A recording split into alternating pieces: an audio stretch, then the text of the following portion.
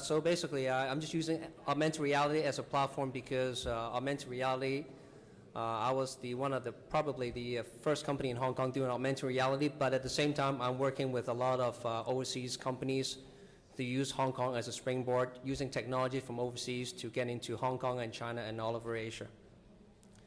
So basically, Leovation, basically, we do is a game changer. We take technology very seriously, and also as the fun of it, because technology is one of those things that is impacting our industries, and also technology is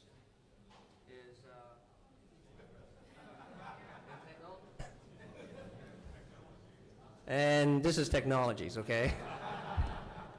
So Hong Kong is a springboard. I've been doing this for over 9 years, taking technologies from all over the world and integrating into Hong Kong, and just use Hong Kong as a springboard to spread all over Asia as well as in China.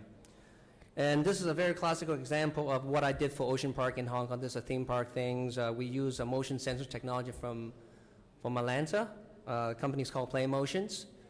PlayMotion today is being closed down, and I acquired the company and took it to the next level. Okay, and we survived because Asian is a bit different thinking, because we value the technologies. Sometimes, different company has a different mindset. They think how they do business, but anyway. We took technologies from Frenzoo. This is from Total Immersion. We took their augmented reality technologies and integrated in Hong Kong. We worked with Hallmark, one of the largest screening company in America, and we created the world first augmented reality card through the use of P in 2009, and so over 12 million so far today. So this is a clip from Hallmark.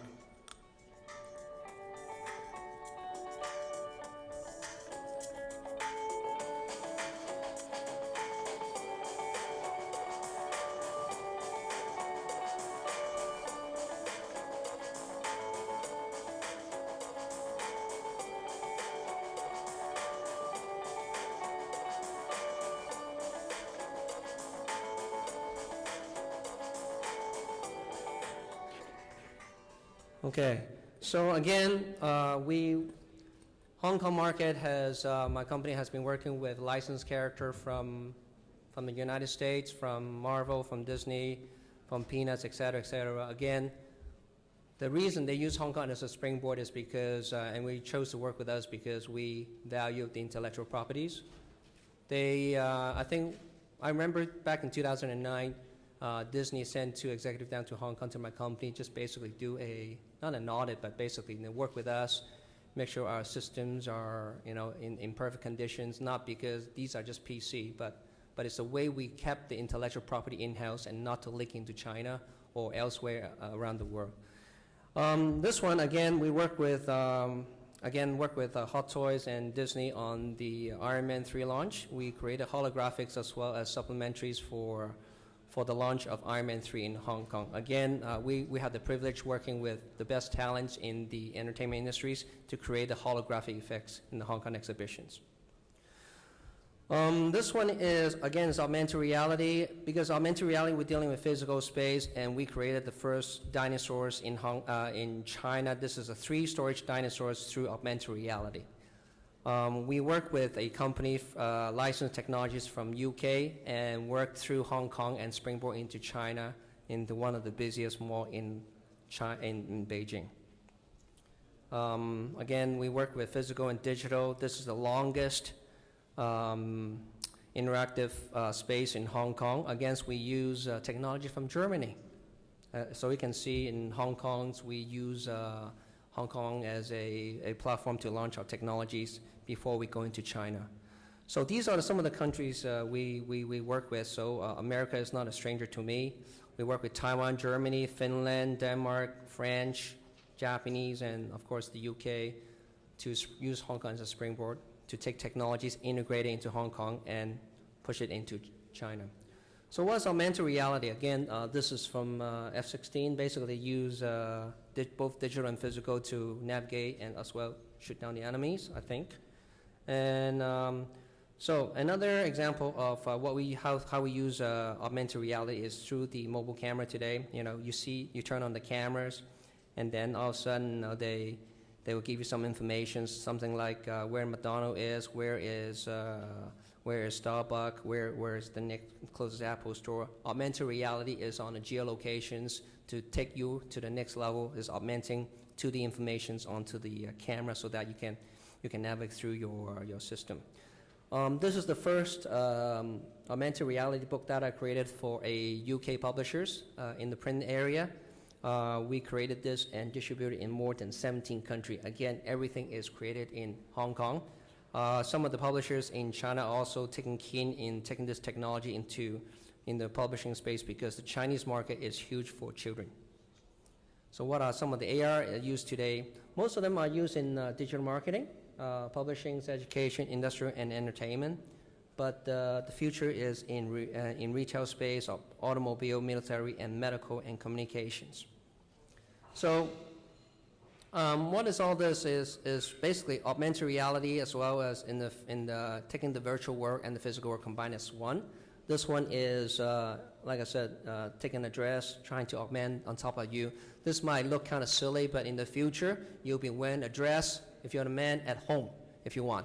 The reason is because each of the smart TV will be equipped with cameras. So augment, you can try on your clothes, try on your jewelry, try on your watch at home, in front of your TV, in front of your mobile. So virtual try-on is going to be a trend to come.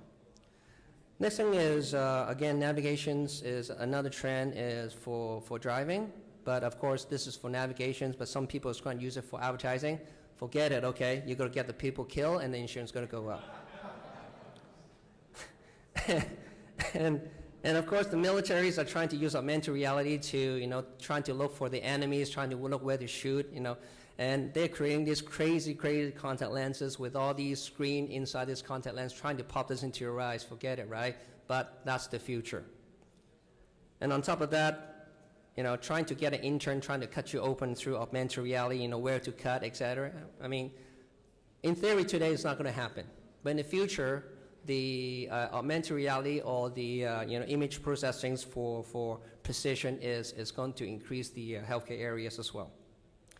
And of course, Google Glasses and other things combine digital and physical in the same space where information is going to appear in front of you. Of course, privacy is a main concern, et cetera, et cetera. Even they banned them from Google's boardroom from using Google Glass. So the future, again, to me is when I start watching this in Star Wars, many years ago, this is holographic things, and this also is a subset of augmented reality. And today, I'm still waiting, and hopefully I want to see this before I die. But anyway, Star Wars has really opened up my imaginations in the augmented reality space as well as the digital and physical space. Now, some of the money I would bet on, and again, I've been asked to speak a lot into space, in talks to talk about where is the future of technology. Again, I'll bet on computer visions because computer vision is going to take you from your mobile phone to your drivings to home. It's basically it's going to recognize everything in front of you for safety, for image recognition, etc. Virtual try-on is one of those things that, like I said, is going to be happening inside your home, inside the retail store, is because inventories is very expensive in a retail space. And on top of that, we could not keep so many SKUs inside a store for us to try on. So virtual try-on is one of the trends. Again, wearable computing to not only to present information in front of you, but at the same time, this particular wearable computing is going to monitor your health care, your heart, your rates, et cetera, that will send your information back to your eye doctor so far. And of course, all these intelligence devices need batteries. So of course, intelligent batteries is going to come into play, major important. If you're going to put investment, put it in batteries. Next one is 3D clouds. Again, storage is very important because most of you are from the entertainment industry today, and everything today is probably a lot of computer graphic animation, CGs, et cetera. But again, taking this onto a screen is easy, but trying to get this on a mobile phone is difficult, So, therefore, I recommend for 3D database to be in place And of course, hopefully there is a high compressions algorithm somewhere that we can invent as well as invest. So with all these 3D database, what are we going to do?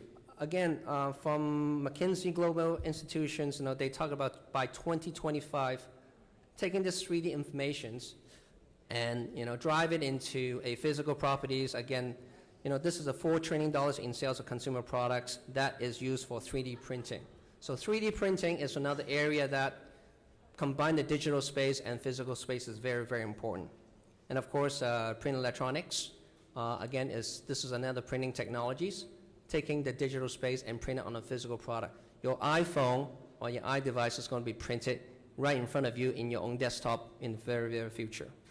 So again, Hong Kong as a springboard. I'm going to just show you an experience that a collaboration that I worked with a Japanese company to create a product in Hong Kong and springboard into China. This is a virtual trying experience. So basically, again, this is all you need is one photo, and one from the merchant side is one pair of glasses.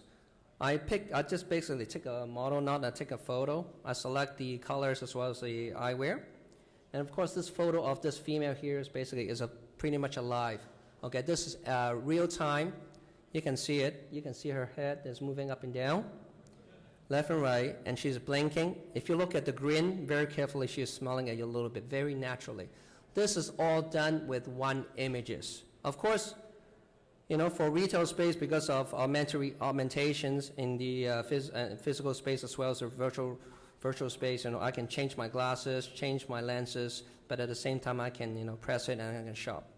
Now, this is a subset of augmented reality, and we work with the Japanese in Hong Kong to co-produce this in Hong Kong so that we can have a product that fits into the Chinese market. Again, all you need from the merchant is one photo of your glasses, and the other one is one photo of your consumer. It's that easy. So that's today is, again, I really want to focus on is in the future, technologies about technologies, but to me is the user experience is more important. Again, Hong Kong is not something that, we don't have a lot of technologies, but we are very good in integrating technologies and create a product for not just for Chinese market, but also for the Asian Pacific market. Thank you. So yeah, actually it's a really good segue from Andrew's presentation. Really interesting, view into the future of, virtual try-on, fashion used for, retail and e-commerce applications. So I'm going to be taking a little bit of a different take on that, which is about consumer gaming and the use of 3D avatars and characters, and how we can use Hong Kong as a springboard for global success in that new line of business. So actually, before I start, can I just get a hands up? Who here has played a game on a mobile phone or an iPad in the last year? Okay, very good. Anyone who hasn't? Okay, a couple of shy people. And I'm sure if I asked you all the same question just 5 years ago, it would be radically different. We're seeing a whole generation of people coming into gaming and coming into mobile entertainment for the very first time. So there's tremendous opportunity, and I want to talk about how that's possible for the world out of Hong Kong. So I run a startup company called Frenzoo. Our go-to-market brand is called MeGirl. And before I get into that, I just want to share a little bit about E3. So, the big E3 show was on the last 3 days. Very big, glitzy event, full of razzmatazz and, new product launches, and it's a really big spectacle. And I loved it. I'm a gamer at heart, and I walked around and I saw all of the product launches and all of the blockbuster games that are coming on the next-gen consoles. And here's one I took, a great game by Ubisoft called Watch Dogs.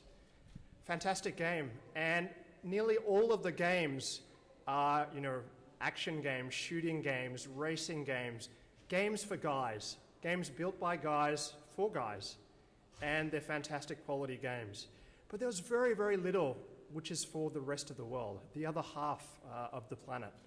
And that's what my company, my startup, is focused on. Women today are the majority of the mobile gaming market. It's estimated that there's over 300 million women around the world playing games on smartphones and tablets.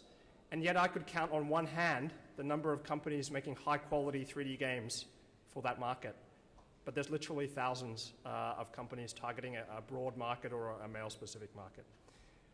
So that's what we're focused on. And just to give you a bit of a sense, we entered the market 1 year ago, actually. This was our debut game. We're closing in on 10 million users for that game. And that was fully developed and created in Hong Kong, targeting a global market. So that's US users, there's users in Japan and China and Korea, as well as Europe. And this is the first entry in our Me Girl series. And subsequent to that was actually the first 3D fashion game on the app stores. And we really didn't know the market because it was the first time coming in. But we had a suspicion that this was an underserved audience, and that's been shown here in the initial numbers for our first game. We've also launched very recently a couple of partnerships. So working with Condé Nast out of New York on a collaboration that they do Vogue on a fashion game collaboration. I'll show you a video in a second. And also out of Europe, Spill Games. So what's interesting is that they were willing to go and partner with a Hong Kong company. So, global headquarters in New York, we're on the other side of the world, but, we can work together. We've got a very international team. We're flexible, we're hardworking, we're creative, and it's a very good partnership. So let me give you a quick 30-second video of that new product.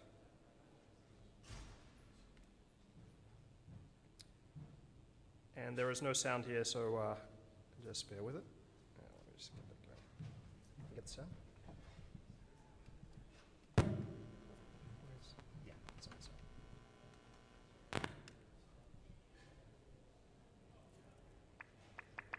Okay, thanks.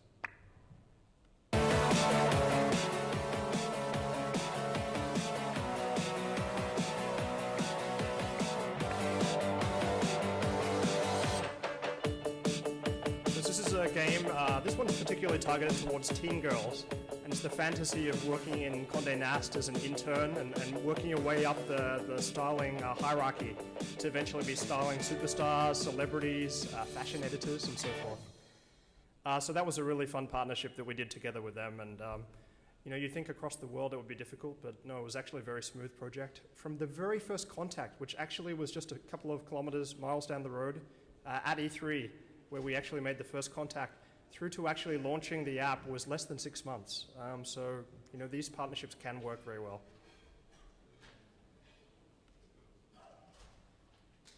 And just a little bit about our roadmap before I talk about specifically Hong Kong. So we are looking to expand that out into more lifestyle categories.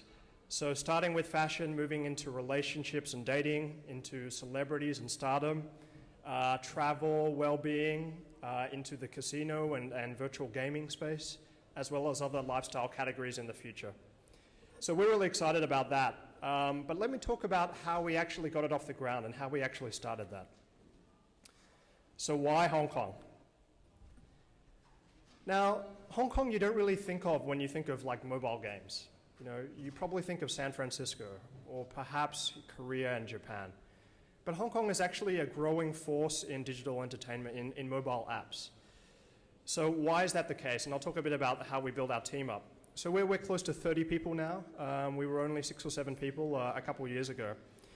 So firstly, Hong Kong people are very global. They love Hollywood movies. They're really into European soccer. They love Japanese dramas. They love Korean music. They really get a whole lot of influences. And of course, excellent in English. So that's a really important thing for understanding kind of, hey, what will be interesting to a US audience, or what will be interesting to a mainland China audience or a Japanese audience. The second one is that if you've ever been to Hong Kong and gone on the trains, you know how crazy people are for mobile phones. I think it's the #2 most active mobile phone usage in the world after South Korea. And they love the latest gadgets. Everyone's using S4s and Note 2s and all the latest devices. So that's a really good base for creative kind of application development. And the thing that I like to stress is it's creativity plus work ethic. People there are not only creative, but they work hard. Perhaps too hard sometimes, but it's that unique match of not just being kind of like someone in a factory doing the same job over and over. Able to think, come up with ideas, brainstorm, but then also, perseverance to make it happen and take it all the way through. And in our case, with Frenzoo, my startup, we actually were heavily supported in the early stages, the critical early stages by the government. So we actually got our start at an incubation program launched in Cyberport. So we incubated there for actually over a year. And during that time, we built out our prototype, our technology. We used Cyberport to help attract overseas seed investment from the founders of Skype out of Europe. And we then kind of built it up, and then we pivoted and moved into mobile games using that technology. The Hong Kong TDC helped us out, as well as the ITC CRAP fund, which provides very good kind of subsidies and one-for-one matching grant support. And honestly, we wouldn't have been able to kind of like get over that hump and get to a level of success without that, early initial support, I think, in the early days. So I think that's been a really good, level of support. But then it's not overbearing. It's not like they're going and telling you, hey, you have to run your business like this. It has to be this way. There's surprisingly not much, bureaucracy or paperwork. So I like that kind of approach, support at the early stages, but giving you the freedom and autonomy and responsibility to kind of take it yourself and make it big from the early start. So I'd highly encourage, if you're a kind of early stage or you've got some, entertainment idea, a digital entertainment idea, consider Hong Kong as a base to kind of get it started and take it to the whole world. And as I mentioned, we were able to attract funding from various sources, including right here in LA with SEMA Ventures, which is, you might know from the Silicon Beach type of community here in this part of the world. So I would recommend to look into Hong Kong as a good base. And of course, I didn't mention, but the cost base is actually pretty advantageous as well. And to be honest, these days, not much more different than southern China in terms of the cost differences as well. So that's a bit of an overview from me. This is my email address at the bottom, and if you have any questions, either now or at the end, happy to answer them. Thanks very much. My name is Sze Wong, and I'm actually a US-based company here and trying to break into China. So what I'm trying to share with you is what I learned in the last couple of years. So what I do, now I'm going to take this presentation a little bit differently because I'm not doing digital entertainment. What we do is we replace paper with iPads or mobile devices.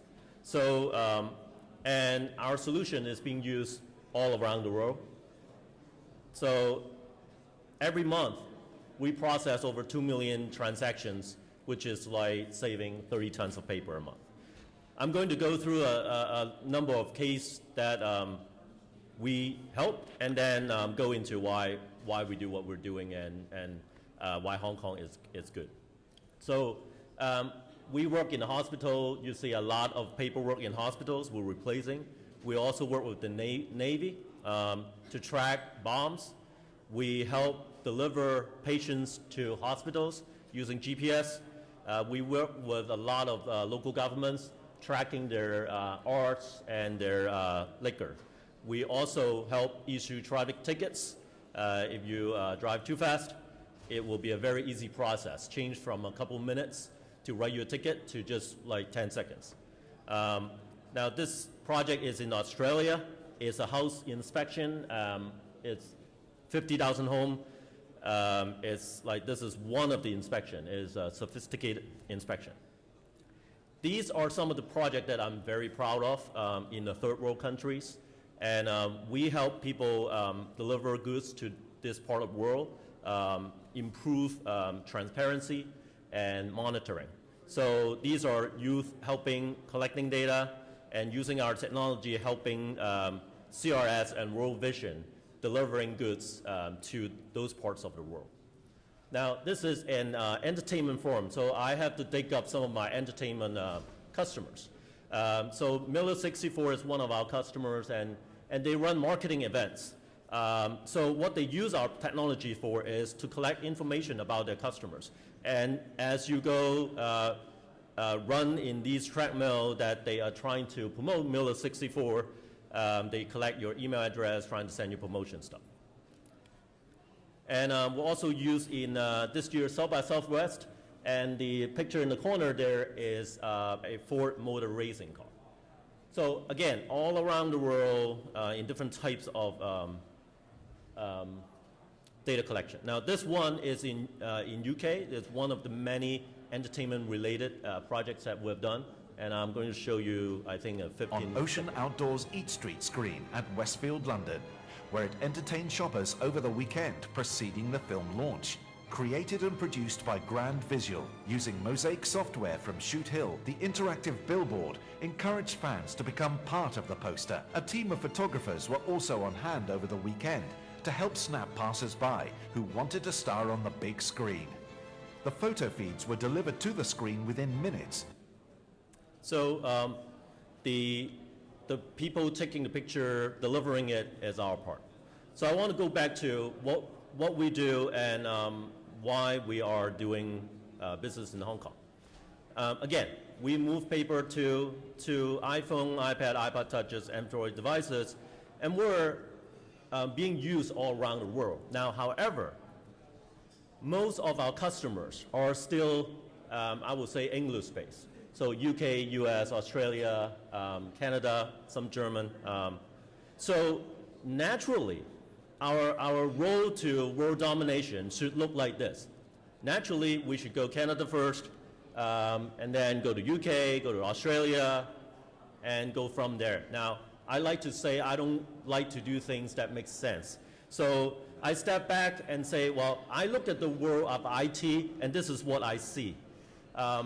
I see Facebook, and there's Run, and then Google, there's Baidu, there's Twitter, that is whatever that is. And so what I see is there is half of the world that will buy into the US way. And there is this great land of China that will have their own way of doing business. And as the Chinese economy continues to grow, you will have two very different ways of doing businesses. And one is the US way and the Chinese way. So I thought, okay, if I can figure out both ways, I'm golden. And that's why 2 years ago I started trying to learn. Well, I'm originally from Hong Kong, but I know nothing about Hong Kong, okay? Other than I look like someone from Hong Kong and I speak the language, I do not know that part of the world. So 2 years ago, I started going back home and talking to good people from Cyberport and their incubatees and trying to learn what is like the ICT industry in Hong Kong. So that lead into early this year, April of this year, we have a group of about 14 Americans. We went to Hong Kong together, and we had a MoDev Hong Kong event. So that was a very successful event, and we had great dinner, we drank, and we are happy. So what I learned, yeah, and they love Lang Kwai Fong. Mobile in Hong Kong, what I learned in 4 bullets. Mobile means gold in Hong Kong, and Hong Kong people like to trace gold. So a lot of people are in the market right now, going into this industry. And Hong Kong people is, like I think a lot of speakers already talked about, very quick to adopt new technology. There are a lot of mobile phones around, and a lot of developers also moving into the industry that are moving really fast. And this mobile segment in Hong Kong, I'm focusing on mobile development, and it's very consumer focused. And a lot of mobile companies that I've dealt with, when they do mobile, a lot of them does mobile marketing because there's where money is. So that's my observation. I'm not trying to say it's great or not. Now, so in terms of the workforce, I just have one word, that is great. And then the people there is hardworking. I think I recur what Simon was just saying. They're smart, ethical. Now, cost effective is another thing that is very important. These really hardworking people are really cost effective. Now, also in terms of the business environment there in Hong Kong, it makes a lot of sense to people like us from the US. I spent half of my life here. I don't know the Asian market. And I don't understand how Chinese work, how China work, but when I go to Hong Kong and start digging deeper, things starting to make sense. Things that I will naturally assume here, like law, finance system, how I do business, how I set up business, how contract works, naturally works. And so that's a great advantage. So, so this is going to be my Hong Kong office, of course in Cyberport, and we're overlooking the South China Sea, and this is making my US team very jealous. And yeah, this is from the outside going into the office. So now my last slide, well actually, of course the main reason that we keep talking about this whole day is the gateway to China. Now, I cannot answer that question yet. So I would like to come back maybe a year or two later to say, okay, can I answer that question? So right now, I'm still hopeful that we can slowly break into China. So this is going to be our first product launch in Hong Kong soon. And it is about the mandatory building and windows inspection. So I'm looking for some help over here. So that's all I have, and thanks very much. Good afternoon, ladies and gentlemen. We at Sze Wong, we are a Hong Kong company. We're a property developer group. We develop tech communities in China. The reason we are here is that we are a partner of Cyberport, and we're based in Shanghai. Right before my trip to LA, the Disney Iron Man has raked in 100 million in China. Disney knows China audience love Iron Man, so they added Chinese elements to it. We have 12,000 big screen theaters throughout the country, and it's growing at 30% per annum continuously.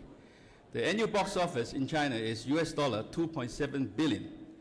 Now, these are all the reasons why you should be interested in the Chinese market. I'm happy to meet so many world-class professionals on digital entertainment here. After all said and done, China is a market that you cannot miss. And if you have planned to expand your business to China, welcome through Cyberport to reach us in the knowledge and innovation community in Shanghai, where arts meets science. And it is an ideal place for digital entertainment enterprises to achieve success outside your own home country.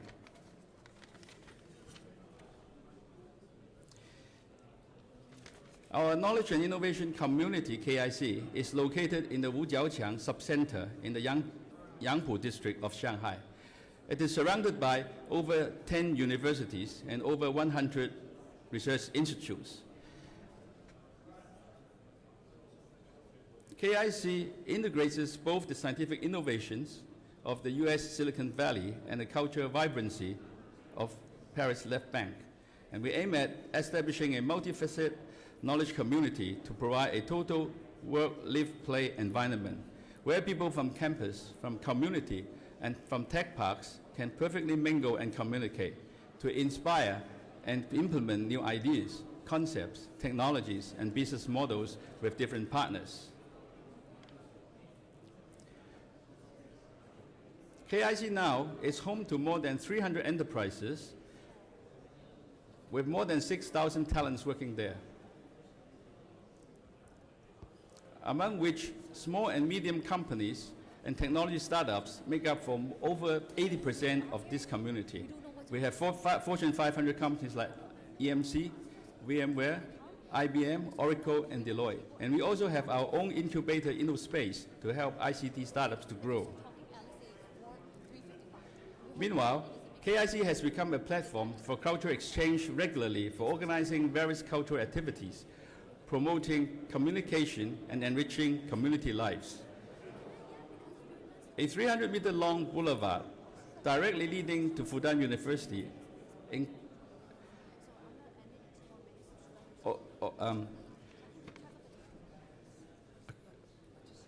crosses the entire project to reach KIC Plaza. In addition to outdoor cafes, bookshops, book clubs, creative restaurants, unique small shops, which are popular among the young people, there is also different kinds of music, movie, sports, and cultural recreational activities that are held regularly on our compound. We have talent forums featuring hot topics in different industries, and we have organic farmers market, flea market every month. And we have free movie nights for residents and we have grand Christmas parties involving knowledge workers, residents and students from nearby universities to join. We also organize the series activities to link entrepreneurs and investors. Signature activities such as Afternoon Tea with VCs has become a communication platform specially built for entrepreneurs.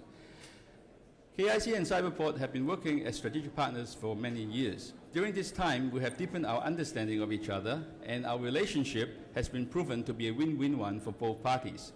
We send summer interns to each other's development every year to bridge the Hong Kong and Shanghai gap, and we had joint programs throughout the year, and we had continuous communication to help each other understand our respective markets.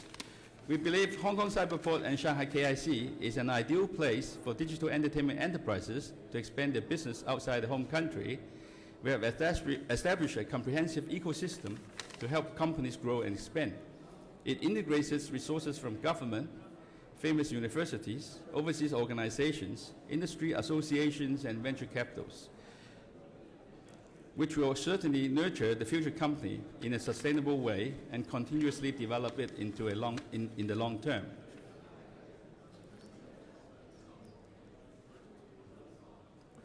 Lastly, let me introduce developer of a knowledge community, as developer of knowledge community, Shui Wong and some of the projects we have in China. Our project in Xintiandi. Then this is the various projects we have in China, in Chongqing, in the west, and then in Foshan, in the south, Dalian in the north, and then Wuhan in the center of China. Now finally, we are delighted to see more of you to come to China for further development, and we are more than happy to offer support to help you grow and prosper. Thank you. Ladies and gentlemen, so I think we on purposely to put in this group of great panelists. We have two incubators. Andrew is actually one of our earlier one. They are the graduate on the second terms, and Simon, you are third terms perhaps. Right. Okay, just a year later. And we have Sze, who is actually just landed their Hong Kong office. And Sze also can help to answer a bit of our relationship with U.S. And I met Sze just less than a year, and I think the U.S. relationship is starting to kick in. And then we have Charles, who also a great partner we have in China and U.S. as well. So before I kind of we were Simon talked about E3. I think U.S. Or I would say the computer games market globally is I would say flourish, and talking about $66 billion US. And in Hong Kong in particular, I think the market itself is also growing at the double digit. We are talking about 28% annually. Versus the annual growth is about 4 to 5% relatively GDP in Hong Kong. So you can compare the software industry, the computer games, as well as the interactive entertainment in Hong Kong are pretty vibrant, and and we have a lot of sub company, and some of them are actually growing from Cyberport, and also some of them are from other commercial incubators in Hong Kong. So and also give you more about what we have and what we can help is, we talk about think Asia, think Hong Kong, and this is a great gateway for you to be successful if you want to enter the China market. And Andrew has actually experienced that as well a couple of years ago when we started up these soft landing services in Shanghai, and with our partnership with KIC. So Andrew has a tremendous experience in China as well. So I would open the floor and then let people, because you have been listening quite a bit, so I'm sure you may have some questions you may have, and I would can I turn on the lights a bit, and then maybe we have quite a number of speakers that can help to answer some of those as well. Questions from the audience? Gentlemen. Testing. Hi, great presentations all. I think my question is for Mr. Charles Chan, specifically, and I can throw this to anybody. I'm really interested in, it went very quickly in terms of some of the ventures you were into, you know, coffees with venture capitalists, and all the various things you were doing in the West and China, et cetera, et cetera. I was very interested in how an American entertainment company can get a more specific piece of the action of all of that you it kind of went by very quickly. So I couldn't catch all of it, but it looked very interesting, looked sort of like a portal for entertainment companies to get involved. I didn't quite get a full sense of the KIC, Cyberport, and, you know, relationship. If you could elaborate on it a little more. KIC to us is we're building a community for the knowledge workers. So within this community, we have a suite of activities that we are holding to suit their needs. And we also make the entrepreneurs with the VC communities. That's basically what we do. And Cyberport is our partner, and they have the Cyberport Shanghai office located inside KIC. So if you're interested, you can, through Cyberport, come down to Shanghai, visit us. Right. And then can go through our activities, and then we can work out which part you can participate in. Okay. Is the best way to approach Cyberport, yes. Or I can follow up with you directly through my office. Is that okay? You can do that too, yes, yes. Okay, great. Thank you all for being here to speak today. I'm sorry you don't have a more huge audience because of how qualified you are. But what I'm not hearing today is the Hong Kong assistance that we might get in China for what I'm hearing is the 4K rollout of their television platform.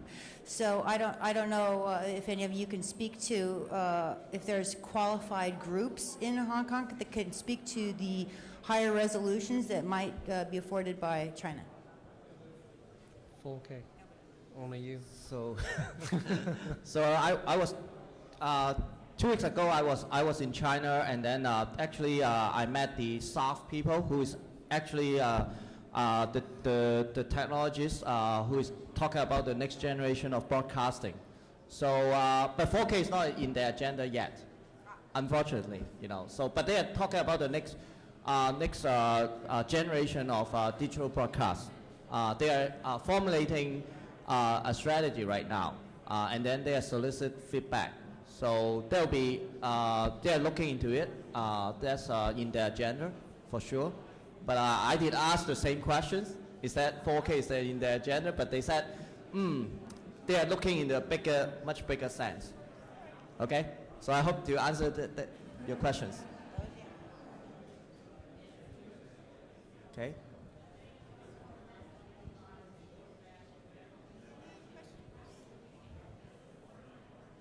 Okay, because we have run out of time, so I would just, without further question, I would end the panel for now, and then we'll be all the speakers that will stay here. If you want to take the question one-on-one, we're happy to do that. Okay, so thank you. Actually, I'll start off by quoting from one of Hollywood's past stars, who, when he went into politics, said the scariest sentence in the English language is, "I'm from the government and I'm here to help you." Well, I'm from the government, as is my colleague Jerry, and we are here to help you. Top one.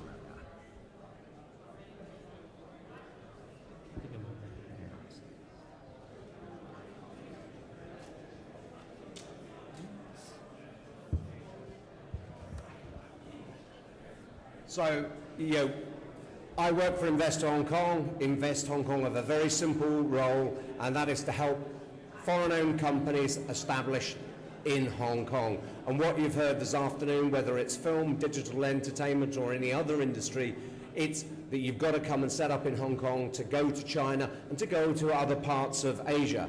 And so rather than talk a lot, and because this is film and digital entertainment, I will play you a lot.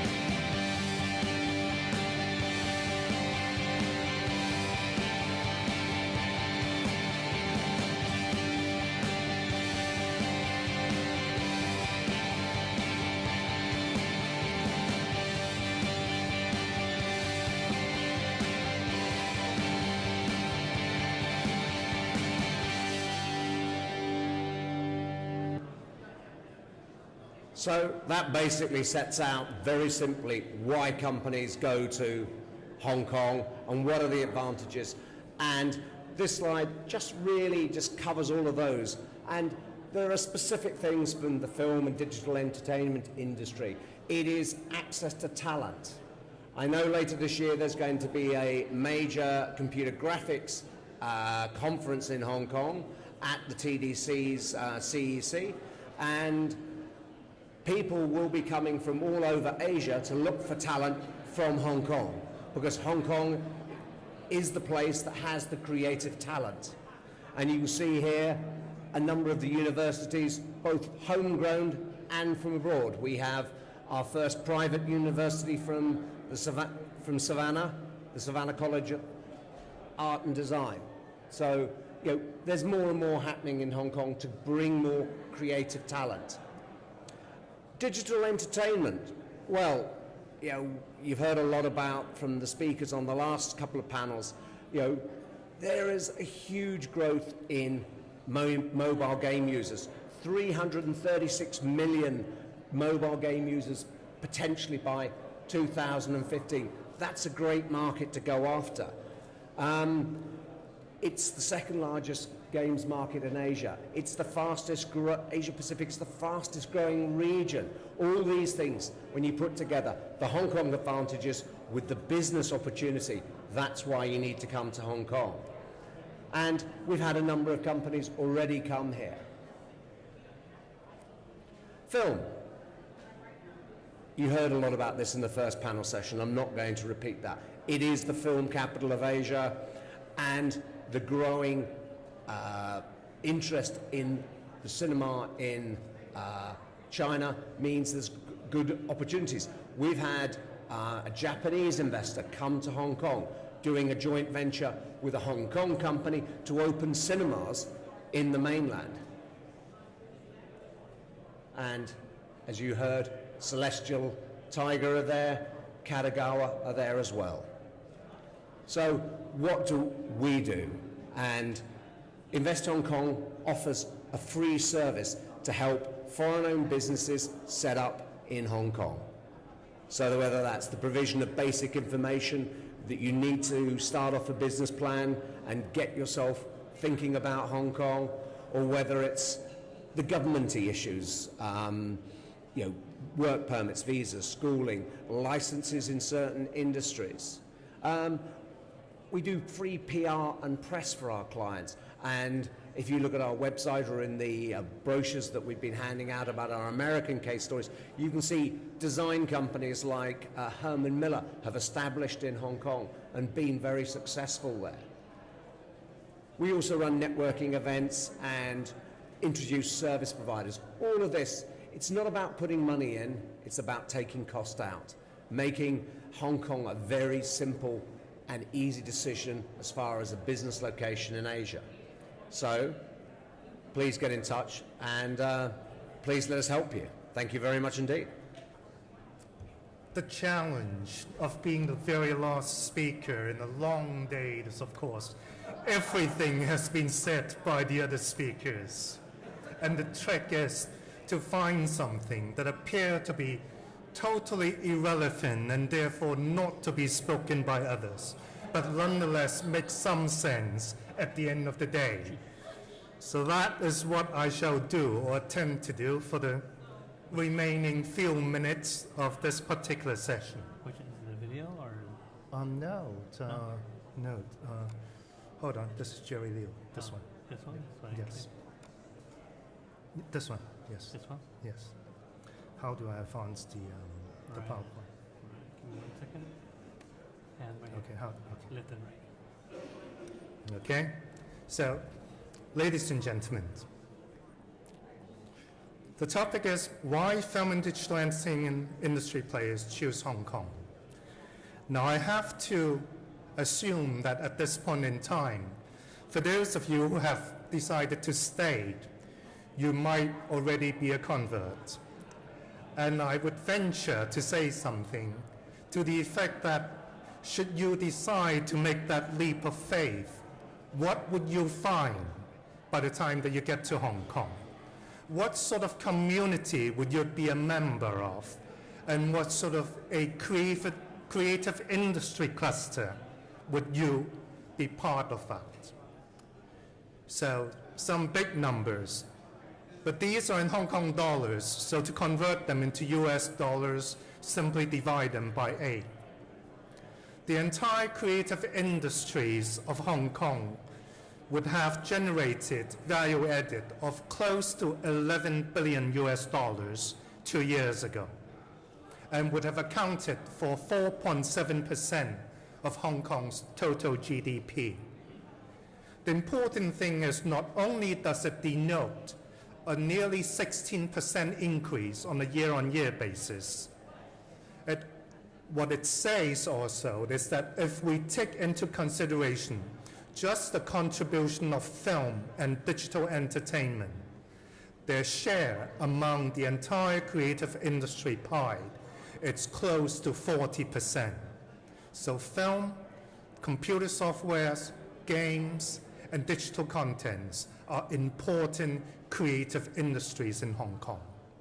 Of the total employment of close to 200,000 persons, these two sectors of film and digital content engage 60,000 persons. And so you would be joining the fastest growth and perhaps the leanest but most cost-effective team in Hong Kong.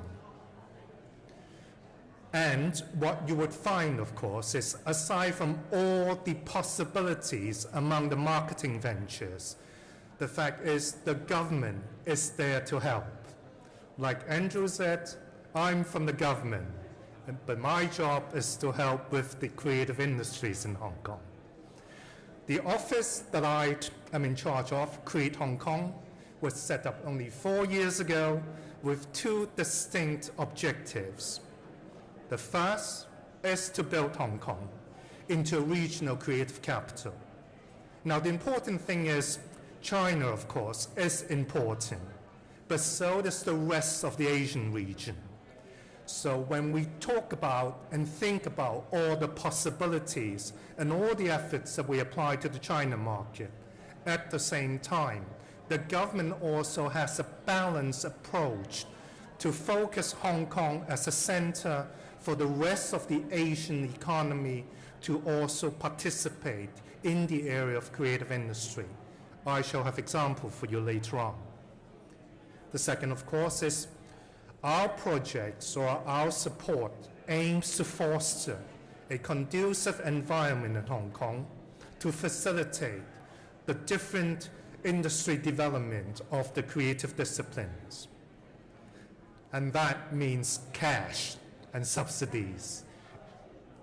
Now, Andre Morgan was correct in saying that with the emergence of the Hong Kong cinema in the 70s and the 80s by Bruce Lee and Jackie Chan, there was no government subsidies. The wisdom of the Hong Kong government then was, if it ain't broke, why fix it? But the Hong Kong cinema did face its difficult times when the bubble burst in the late 90s and the government stepped in. The Film Development Fund was set up in 2007 with a seed capital of $14 million US. And so far, we're about near depletion of that fund, and we anticipate to go back to the government to ask for more. So suffice to say that over the past 5 or 6 years, on average, we spend close to $6 million US per year in assisting film and film-related ventures. I shall give you some examples later on, but that include, of course, government subsidies of co-financing medium to low budget movies by locally registered Hong Kong companies. And as another speaker was saying before, we draw no distinction between companies run by foreign nationals as long as they are set up in Hong Kong. So a company being run and organized from somebody from North America and registered in Hong Kong would be entitled to the same subsidy and the same assistance as a Hong Kong registered company run by a Hong Kong person. Besides film, the anything but would be the Create Smart initiative, which has a seeding capital of close to $75 million US. And that only started about 4 years ago with the inception of the Create Hong Kong office. Now, I have talked about our 2 strategic focuses before, so I shall go immediately into some of the examples. This one I can skip because everybody's been talking about the closer economic partnership arrangement with China. And in the case of application to both film and digital entertainment, the government is doing its very best to get a deeper understanding with the trade stakeholders to better improve what we need from further liberalization with the Chinese market. There is actually a more focused approach towards the film market beyond CEPA, is how to access the predominantly Cantonese-speaking Guangdong province market. For your information, the Guangdong province alone has over 100 million populations and represents a sizable market. And we are in the process of expediting the Hong Kong-produced film in the Cantonese language in accessing the Cantonese-speaking Guangdong market on a faster track. Filmark is an annual event organized by the Hong Kong Trade Development Council.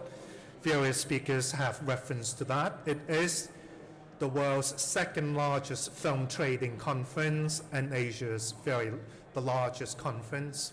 And we would extend our invitation for you to come and see for yourself. We have under Create Hong Kong a program that we actually promote some of the newest startup companies and their collection of works to other Asian markets beyond Hong Kong. We call that the Hong Kong Film New Action Programs, and we do coordinate business matching activities, and take groups of delegates down to these Asian countries to set up and meet up with potential distributors as well as investors. In the case of comics, animations, and other digital contents, we of course work with many of our economic trade offices throughout the world, including those in the mainland, and we organize exhibitions in conjunction with them in various cities to promote our digital contents. Finally, in Hong Kong, we also do activities that engage public participations, and this is our version of the Avenue of the Comic Stars that have proven extremely popular with the mainland tourists in Hong Kong. So whether it is a comic character devised by a Hong Kong company or by a non-Hong Kong source, we would consider it also our task to promote them to the Hong Kong public. Well, in terms of positioning Hong Kong as Asia's creative capital, our initiative is predicated on holding regional scale, large, significant events that draw the participations of various players from the rest of Asia.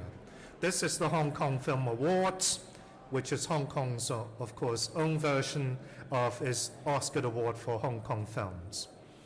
And this is the Hong Kong International Film Festival with 37 years history, and of course, the HAF, or the Hong Kong Asian Film Financing Forum, is held at the same time as the Hong Kong International Film Festival.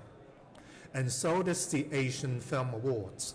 These core activities, organized under the brand of the Hong Kong International Film Festival, serve to draw all the talents in the film and film-related sectors from across Asia.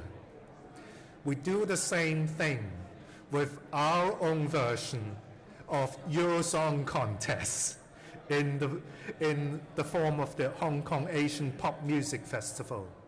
Participants from 8 different Asian countries and areas would congregate in Hong Kong to compete for the prize. This year, I think we feature perhaps the top performing act from Korea, Girls' Generations, as well as one of the most famous bands from Japan, very popular among the local audience. We have animation and comics related activities.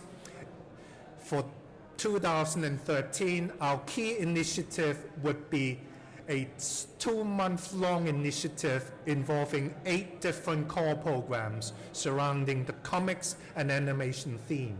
And that has to do with the opening of the very first Hong Kong Center for Comics and Animations called Comic Home Base, which is a revitalized project of 8 different tenement blocks in Hong Kong that dated back 100 years ago. Well, we also have some speakers were saying before, international conferences staged in Hong Kong, drawing participations of players from all over the world. I think SIGGRAPH Asia 2013 would be familiar with some of you, and that is also another example of how the government applies its resources to position Hong Kong not only as the creative hub within China, but also within the whole area of Hong Kong, of Asia. And I welcome you to be a part of that community. Thank you.